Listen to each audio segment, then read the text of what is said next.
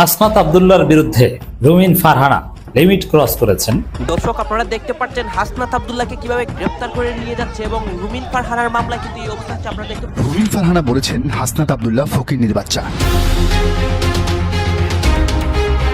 এদিকে এবার রুমিন ফারহানার মামলায় হাসনাত আব্দুল্লাহর খারাপ অবস্থা হয়। সন্ধ্যার পর তুলপাড় পরিস্থিতি হাসনাত আব্দুল্লাহকে গ্রেফতার করাতে। বিএনপি এনসিপি মুখোমুখি, দেশে ধ্বংসলীলা।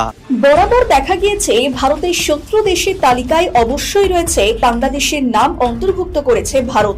বহুদিন ধরে ক্রমাগতভাবে আমাকে এনসিপি, শিবির, জামাত খুব বাজেভাবে আক্রমণ করেছে। এই হাসনাত এবং সার্জিস ছাত্রলীগের লুঙ্গির নিচে থেকে ছাত্রলীগের নেতাদের নিম্নাঙ্গের কেশের সাথে একই সাথে সম্মিলিতভাবে বেড়ে উঠেছে। একথা বলার পর অনেকেই বলবেন এত বাজে ভাষায় বলাটা ঠিক হচ্ছে কিনা। দেখেন, হাসনাত আব্দুল্লাহ দুদিন পূর্বে ওপেনলি মিডিয়াতে বলেছিল ব্যারিস্টার রুমিন ফারহানা আওয়ামী লীগ বিষয়ক সম্পাদক। আমার মনে হয় যে এরকম 12-14 উপদেষ্টা পরিষদ বাংলাদেশ এর আগে কখনো দেখেনি। এত কেয়ারটেকার গভর্নমেন্ট হলো, 111 আসলো, কত কিছু আসলো, কিন্তু এইরকম উপদেষ্টা পরিষদ আমরা কখনো দেখিনি। এর আগে আমরা জানতাম যে এই উপদেষ্টা পরিষদের মধ্যে মেইনলি আসিফ নজরুলই লুচ্ছা আছে, কিন্তু তার যেসব কলিগ আছে উপদেষ্টা পরিষদে তাদের কিছুতেই থামানো যাচ্ছে না। এদিকে গণধোলাইয়ের মুখে কেঁদে কেঁদে রুমিন ফারহানার কাছে ক্ষমা চাইলো হাসনাত আব্দুল্লাহ। কঠিন অ্যাকশনে বিএনপি, রক্ষা পাচ্ছে না এনসিপির কোন নেতা। ইতিমধ্যে বুঝতেই পারছেন আজকের খবরটি কতটা গুরুত্বপূর্ণ একটি খবর। বন্ধুরা চলুন ভিডিওতে আজকে আর বেশি কথা বাড়াবো না, সরাসরি আজকে আমরা চলে যাব মূল ভিডিওতে। আর সেখানে আজকে আমরা দেখব আজকের খবরের বিস্তারিত। হাসনাত আব্দুল্লাহর বিরুদ্ধে রুমিন ফারহানা লিমিট ক্রস করেছেন, যে বক্তব্য দিয়েছেন রাজনীতির ভব্যতা, সভ্যতা, কার্টেজি সবকিছু লঙ্ঘন করেছে। হাসনাত আব্দুল্লাহর শানে এই চূড়ান্ত বেয়াদবিমূলক শব্দ প্রয়োগের জন্য রুমিন ফারহানাকে জবাব দিতে হবে, কঠিন পরিণতির মুখে পড়তে হবে। এমনকি এই হাসনাতের সাথে লাগার ফলে রুমিন ফারহানার রাজনীতিও জয় বাংলা হয়ে যেতে পারে।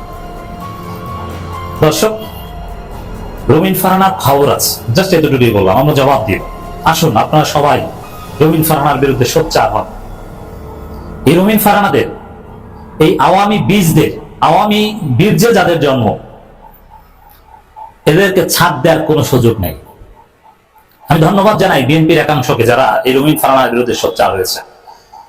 বিএনপির একাংশ কমিটেড, তাদের ঘোষণা ক্লিয়ার, রুমিন ফারহানাকে ব্রাহ্মণবাড়িয়ায় ঢুকতে দিবে না। দর্শক, রুমিন ফারহানার মতো এক ফকিন্নির বাচ্চা, এক ইতরের বাচ্চা, ইতর দেখেন, আওয়ামী লীগের বাচ্চা, আওয়ামী লীগের বীর্যে যার জন্ম, তার চাইতে বড় ফকিন্নির বাচ্চা, ফকিন্নির পুত, তার চাইতে বড় দালাল, তার চাইতে বড় ইতর, ছোট লোক, ডাকাত, লম্পট, চরিত্রহীন বাংলাদেশে আর হতে পারে। আওয়ামী লীগের সন্তানদেরকে আমরা বলি মোদির পুত, আর এই রুমিন ফারহানা হচ্ছে এই মোদির পুত, আওয়ামী লীগের বীর্যে জন্ম। এই নিকৃষ্ট মহিলা, এই লেডি গুন্ডা, আমাদের বীর সিপাহসালা, বীর শ্রেষ্ঠ, একবিংশ শতাব্দীর অন্যতম সাহসী মহাপুরুষ হাসনাত আব্দুল্লাহকে বলছে ফকিন্নির পুত। তুই ফকিন্নি, তোর বাপ ফকিন্নি, তোর 14 গোষ্ঠী ফকিন্নি। হাসনাত আব্দুল্লাহ ফকিন্নির পুত নয়। হাসনাত আব্দুল্লাহর চেয়ে অ্যারিস্টোক্রেটিক এলিট নতুন বাংলাদেশে আর নাই। কারণ কি? হাসনাত আব্দুল্লাহ কি বুক সোজা করে দাঁড়িয়ে হাসনাত আব্দুল্লাহ যে স্লোগান, যে গর্জন, যে হুঙ্কার, এটা বাংলাদেশি ইউনিক, কেউ দিতে পারে না। Hasnat Abdullah one piece. দেখেন, আপনি এনসিপির অনেককে গালাগালি করেন, সমস্যা নেই, কিন্তু হাসনাত আব্দুল্লাহ ইজ ইউনিক। একমাত্র নেতা হাসনাত আব্দুল্লাহ এখন পর্যন্ত বিতর্কিত কিচ্ছু করেনি। 1 টাকার দুর্নীতির অভিযোগ কেউ দেখাতে পারবে না। কাউকে অসম্মান করে কোনো কথা বলেনি। একই সাথে ফেসিবাদের দোসরদের বিরুদ্ধে আগের মতোই সোচ্চার। নামাজি ছেলে, ভদ্র ছেলে, চরিত্রবান ছেলে, পর্দানশীল ছেলে, নারীদের দেখে পর্দা করে, স্ত্রীকে পর্দা করে, ইসলামী দল করেন, কিন্তু নামাজি ছেলে, কারোর প্রতি কোনো বিদ্বেষ প্রদর্শন করে না। যে এনসিপির ছেলেরা শিবিরের সাথে ঝামেলা করেছে, জামাতের সাথে করেছে, এরা নানান ভাগ বাটারা নিয়ে অনেক কিছু করেছে, কিন্তু হাসনাত আব্দুল্লাহকে দেখেছেন কখনো কোনো বিতর্কিত বা বিদ্বেষমূলক কথা বলতে? অনৈক্য সৃষ্টি হয়, এই মাহফুজ আব্দুল্লাহ কত কিছু বলেছে, কিন্তু অনৈক্য সৃষ্টি হয় এরকম কোনো কথা বলতে দেখেছেন না। হাসনাত আব্দুল্লাহ প্রিয় লোক। হাসনাত আব্দুল্লাহ সাবেক শিবির না, হাসনাত আব্দুল্লাহ কখনো শিবির করেনি, কিন্তু সবার সাথে সম্পর্ক রেখেছে। আজকে আব্দুল কাদের বা অনেকে মাহফুজ আলম সাবেক শিবির, ওদেরকে আমরা গালাগালি করি, ওরা শিবিরের সাথে বেঈমানি করেছে। কিন্তু হাসনাত আব্দুল্লাহ শিবির করেন নাই, বেঈমানি করেন নাই, পিওর আদর্শবান একটা ছেলে। এবং পিতৃ পরিচয়ের ক্ষেত্রে যদি বলি, হাসনাত আব্দুল্লাহর পিতা শ্রেষ্ঠ পিতা, রুমিন ফারহানার পিতার চাইতে 1000 গুণ সমৃদ্ধ, এলিট, ভালো, ভদ্র, আদর্শবান, সৎ। হাসনাত আব্দুল্লাহর পিতা একসময় রাজমিস্ত্রি ছিলেন। এর মানে মাতার ঘাম পায়ে ফেলে ইনকাম করতেন, ওই ইনকামের টাকা দিয়ে হাসনাত আব্দুল্লাহদের পড়াশোনা করিয়েছেন। হাসনাতদের রক্ত তৈরি হয়েছে হালাল টাকার ইনকাম দিয়ে। এবং এই হাসনাত আব্দুল্লাহর বাবা এরপরে বিদেশে গেছেন, বিদেশে গিয়ে কি করেছেন? শ্রমিকের সন্তান হাসনাত আব্দুল্লাহ, আর শ্রমিকদের চাইতে শ্রেষ্ঠ কোনো মানুষ নেই। আর রুমিন ফারহানা কার সন্তান? আওয়ামী সন্তান। আর আওয়ামী লীগ মানে একটা বাটপার, মোদির পুত, ভারতের পুত, তার সন্তান, চোরের সন্তান, ডাকাতের সন্তান। আওয়ামী লীগের এত বড় নেতা রুমিন ফারহানার বাবা কত বড় ডাকাত, এটা তো জনগণ এমনি বুঝে। গত 15 বছরে রুমিন ফারহানা কিচ্ছু হয়নি। দুইজন কথিত ছাত্র নেতা, যাদেরকে আমরা সবাই এখন চিনি, লক্ষ লক্ষ ফ্যান ফলোয়ার রয়েছে তাদের, হাসনাত আব্দুল্লাহ এবং সার্জিস আলম। 5 আগস্ট পরবর্তী সময়ে আপনারা দেখেছেন কিভাবে ছাত্রলীগের লুঙ্গির নিচে থেকে একের পর এক শিবির এবং ছাত্র দলের নেতাকর্মীরা বের হয়েছে। এই হাসনাত এবং সার্জিস ছাত্রলীগের লুঙ্গির নিচে থেকে ছাত্রলীগের নেতাদের নিম্নাঙ্গের কেশের সাথে একই সাথে সম্মিলিতভাবে বেড়ে উঠেছে। একথা বলার পর অনেকেই বলবেন এত বাজে ভাষায় বলাটা ঠিক হচ্ছে কিনা। দেখেন, যারা আমার দেশের স্বাধীনতা, সার্বভৌমত্ব, আমার দেশের মানচিত্র, আমার দেশের স্থিতিশীলতা নিয়ে খেলাধুলা করে, তুচ্ছতাচ্ছিল্য করে, তাদেরকে ভালো ভাষায় কতটুকু বলা যৌক্তিক আমি জানি না। হাসনাত আব্দুল্লাহ দুদিন পূর্বে ওপেনলি মিডিয়াতে বলেছিল ব্যারিস্টার রুমিন ফারহানা আওয়ামী লীগ বিষয়ক সম্পাদক, বিএনপির মধ্যে, অর্থাৎ শেখ হাসিনার পতনে আওয়ামী লীগ যত না কষ্ট পেয়েছে তার থেকে বেশি কষ্ট পেয়েছে রুমিন ফারহানা, এবং বাংলাদেশ আওয়ামী লীগের ক্ষমতাকালীন সময়ে সব থেকে বেশি সুবিধাভোগীদের মধ্যে অন্যতম ছিলেন রুমিন ফারহানা। এরপর ব্যারিস্টার রুমিন ফারহানা গতকাল সামাজিক যোগাযোগ মাধ্যম ফেসবুকে একটা স্ট্যাটাস দিয়েছেন। তিনি স্ট্যাটাসে যে বিষয়গুলা সংযুক্ত করে দিয়েছেন, কতগুলো ছবি দিয়েছেন, স্ট্যাটাসের স্ক্রিনশট দিয়েছেন, এগুলো আমরা সবাই জানি, প্রত্যেকে আমরা 5 আগস্ট পরবর্তী সময় দেখেছি। তারপরেও আপনাদের একটু মনে করাই দিতে চাই, কারণ এর মধ্যে একটা বিশেষ কারণ রয়েছে। এটা ওই ফকিনীর বাচ্চাটা না যে আমাকে আওয়ামী লীগ বিষয়ক সম্পাদক বলেছে। এরপর হাসনাত আব্দুল্লাহ ছাত্রলীগের কেন্দ্রীয় কমিটির সহ সম্পাদক ছিল, সেই চিঠি তিনি স্ট্যাটাসে সংযুক্ত করে দিয়েছেন। ঢাকা বিশ্ববিদ্যালয়ের সাবেক যে উপাচার্য, তার সাথে হাসনাত আব্দুল্লাহর একটা ছবি তিনি দিয়েছেন, সেখানে লেখা, ভালোবাসি স্যার, শত প্রতিকূলতায় নির্ভীক এক সৈনিক, আপনার ভ্যানগার্ড হয়েছিলাম, আছি এবং থাকবো। এরপর বঙ্গবন্ধুর জন্মদিন নিয়ে তার লেখা একটা স্ট্যাটাস স্ক্রিনশট শেয়ার করেছেন। দৈনিক ইত্তেফাক পত্রিকায় হাসনাত আব্দুল্লাহ বঙ্গবন্ধুকে নিয়ে কলাম লিখত প্রতিনিয়ত, সেটারই একটা স্ট্যাটাস সে দিয়েছিল, সেটাও তিনি পেপার কাট সংযুক্ত করেছেন। সবশেষ চমৎকার যে বিষয়, সেই তো ধন্য যে ছাত্র জীবনে ছাত্রলীগের গর্বিত কর্মী হওয়ার সুযোগ পেয়েছেন। হাসনাত আব্দুল্লাহ একটা ছবি, তার পেছনের দেওয়ালে সেটা লেখা হাসনাত আব্দুল্লাহ এবং সার্জিস আলম। সার্জিসের ব্যাপার দুইটা কথা বলি। এই সার্জিসকে আমি ব্যক্তিগতভাবে চিনি। সার্জিসকে আমি দেখতাম ঢাকা বিশ্ববিদ্যালয়ে ছাত্রলীগের নেতাদের পেছন পেছন ঘুরপাক খেত টাকার জন্য, অর্থ সহায়তার জন্য। এবং সূর্য সেন হলে ছাত্রলীগের সাধারণ সম্পাদক সিয়াম রহমান তার পিছে পিছে ঘুরত, কারণ তার বাড়ি পঞ্চগড়। এবং ছাত্রলীগের বর্তমান সভাপতি হুসাইন সাদ্দামের পেছন পেছন ঘুরত। এগুলো আমরা দেখেছি, এগুলো তো অস্বীকার করবার কোনো সুযোগ নাই। কিন্তু এখন তারা কেন অতি আওয়ামী বিদ্বেষী সাজার চেষ্টা করছে আপনারা জানেন?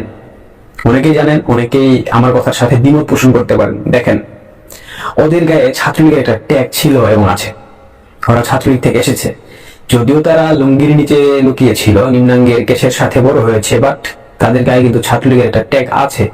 এখন এই মুহূর্তে যদি এনসিপিতে পাকাপোক্ত অবস্থান করতে হয়, সেক্ষেত্রে প্রচন্ড লেভেলের আওয়ামী বিরোধী মনোভাব দেখাতে হবে, মিডিয়াতে আওয়ামী লীগকে তুলে ধরে করতে হবে, শেখ হাসিনাকে গালমন্দ করতে হবে, ছাত্রলীগের প্রেসিডেন্ট সেক্রেটারিকে গালমন্দ করতে হবে। তবে একটা বিষয় খেয়াল রাখবেন, সার্জিস আলম হাসিনাকে ফ্যাসিস্ট বলে, মুজিবকে ফ্যাসিস্ট বলে সবাইকে গালমন্দ করে, কিন্তু আজ অব্দি হুসাইন সাদ্দাম, তার যে প্রথম নেতা, তাকে নিয়ে কিন্তু সার্জিস আলম একটা কিঞ্চিত শব্দ উচ্চারণ করে নাই। জানি না এর পেছনের রহস্য কি, বা আসলে কি হচ্ছে বা কি ছিল। কথিত সূত্রে জানা যায় সাদ্দাম হুসাইনকে সসম্মানে দেশ থেকে সার্জিস আলম সহায়তা করেছেন। জানি না কতটুকু সত্য, এগুলো নিয়ে আবার কেউ বিতর্ক সৃষ্টি করার চেষ্টা করবেন না, এটা আমার শোনা কথা, জানা কথা, আমি নিশ্চিত নই। হাসনাত আব্দুল্লাহকে নিয়ে যে রুমিন ফারহানা বা ফকিরের বাচ্চা বলে তিনি স্ট্যাটাস দিয়েছেন, এখন সেই স্ট্যাটাসের প্রতিবাদ স্বরূপ কিংবা সেই স্ট্যাটাসের বিপরীতে হাসনাত আব্দুল্লাহ আসলে কি জবাব দেবে রুমিন ফারহানাকে, সেটা আমরা দেখতে চাই। আশা করছি জবাবটা খুব তীক্ষ্ণ ভাবে আসবে, কঠিন ভাষায় আসবে, কারণ এই হাসনাত আব্দুল্লাহদের বিরুদ্ধে কথা বলার জন্য বিএনপি নেতা ফজলুর রহমান সাহেবকে শোকজ করা হয়েছে। তবে কি রুমিন ফারহানার মতো মুক্তিযুদ্ধপন্থী নেত্রীকেও হাসনাত আব্দুল্লাহকে ফকিরের বাচ্চা বলার জন্য তাকেও শোকজ করা হবে? জানি না আদৌ হবে কিনা, তবে হওয়ার সম্ভাবনা প্রকট, কারণ বিএনপি আপাদমস্তক একটা মুক্তিযুদ্ধ বিরোধী শক্তি, একটা স্বাধীনতা বিরোধী শক্তি, সেটা গতকাল তাদের কর্মকাণ্ডের মধ্য দিয়ে তারা একদম স্পষ্টভাবে প্রমাণ করে দিয়েছে। এরপর আর নতুন কোন উদাহরণ টানার প্রয়োজন আছে বলে আমার মনে হচ্ছে না। ব্যারিস্টার রুমিন ফারহানাকে সবশেষে ধন্যবাদ দিতে চাই, তারা ভোকাল। তিনি আওয়ামী লীগের ক্ষমতাকালীন সময়ে প্রচন্ড সমালোচনা করেছেন, আওয়ামী লীগের নেতাদের কুষ্টি উদ্ধার করেছেন, তুলোধনু করে ছেড়েছেন, টকশোতে উনি ভালো চমৎকার কথা বলেন। ইতিহাস আপনার গায়ের জোর আছে, আপনি সেই গায়ের জোরে বলে দিলেন বাংলাদেশ থেকে আওয়ামী লীগ নাই হয়ে গিয়েছে, বাংলাদেশ থেকে আওয়ামী লীগ নিশ্চিহ্ন হয়ে গিয়েছে। আপনার কথার উপর ভিত্তি করে কি বাংলাদেশ থেকে আওয়ামী লীগ নাই হয়ে যাবে? আপনার কথার উপর ভিত্তি করে কি বাংলাদেশ থেকে আওয়ামী লীগ নিশ্চিহ্ন হয়ে যাবে? যতই আপনারা এই কথাগুলো বলছেন, ততই আওয়ামী লীগের মিছিল ভারী হচ্ছে, ততই আওয়ামী লীগ শক্তিশালী রূপে ফিরে আসার সম্ভাবনা জেগে উঠেছে, ততই আওয়ামী লীগ জনগণের কাছে জনপ্রিয়তা অর্জন করছে। কেন জানেন? কারণ আপনারা গায়ের জোরে সকল কিছু বলছেন। যতদিন বাংলাদেশ থাকবে ততদিন বাংলাদেশে মুক্তিযুদ্ধের চেতনা থাকবে, যতদিন বাংলাদেশ থাকবে ততদিন বাংলাদেশে মুজিবুর সৈনিক থাকবে, যতদিন বাংলাদেশ থাকবে ততদিন বাংলাদেশ আওয়ামী লীগ থাকবে। হয়তোবা সময়ের কারণে আওয়ামী লীগ কোণঠাসা হয়ে আছে, সময়ের কারণে আওয়ামী লীগ চুপ হয়ে আছে, এটা হয়তোবা রাজনৈতিক কৌশল হতে পারে। সময় বুঝে, সুযোগ বুঝে জনগণকে নিয়েই আওয়ামী লীগ আবার রাজপথে নামবে এবং রাজপথ দখল করে আওয়ামী লীগ আবার বাংলাদেশের রাজনীতিতে ফিরে আসবে। আপনারা বলেন আওয়ামী লীগ স্বৈরাচারী দল, আপনারা বলেন আওয়ামী লীগ গণহত্যাকারী দল, আপনারা বলেন আওয়ামী লীগের সকলে সন্ত্রাসী। আচ্ছা ভাই, একটা কথা বলি, যখন একজন চালকে গাড়ি চালায়, যখন অ্যাক্সিডেন্ট করে, তখন আপনারা ড্রাইভারের দোষ দিবেন নাকি যে গাড়িটা আছে সেই গাড়ির দোষ দিবেন? আপনি ড্রাইভারকে দোষ দিয়ে ড্রাইভারকে শাস্তির আওতায় আনবেন নাকি গাড়িটাকে জ্বালিয়ে পুড়িয়ে ছাই করে দিবেন? অবশ্যই যে গাড়িটা চালাচ্ছিল, যে ড্রাইভার, তার দোষ। কারণ গাড়ি যেভাবে চালাবে ড্রাইভার, গাড়িটা সেভাবে চলবে। আপনি গাড়িকে দোষ দিতে পারবেন না, গাড়িকে পুড়িয়ে চালিয়ে ছাই করে নিশ্চিহ্ন করে দিতে পারবেন না, ড্রাইভারকে শাস্তির আওতায় আনবেন। তাই আওয়ামী লীগ একটা প্রতিষ্ঠান, এই আওয়ামী লীগকে যারা চালিয়েছে, যারা আওয়ামী লীগকে চালানোর সময় দোষ ত্রুটি করেছে, সন্ত্রাসী কার্যকলাপ করেছে, টাকা পাচার করেছে, তাদেরকে ধরে ধরে আইনের আওতায় আনুন, তাদেরকে শাস্তি দেন, আমাদের কোনো সমস্যা নেই। কিন্তু তাদের দোষের কারণে আপনার আওয়ামী লীগকে ধ্বংস করে দিবেন, আপনার ওই গাড়িটাকে ধ্বংস করে দিবেন, জ্বালিয়ে পুড়িয়ে ছাই করে দিবেন, সেটা বাংলাদেশের জনগণ মেনে নিবে না, মুক্তিযুদ্ধের সপক্ষে শক্তি যারা আছে তারা মেনে নিবে না, তাদের অপরাধের দায়ভার এই প্রতিষ্ঠান নিবে না। আওয়ামী লীগ সংগঠন যারা চালিয়েছিল, কেন্দ্রীয় যারা লিডার ছিল, তারা যদি দোষ থাকে প্রমাণিত, তাদেরকে আপনি শাস্তির আওতায় আনেন।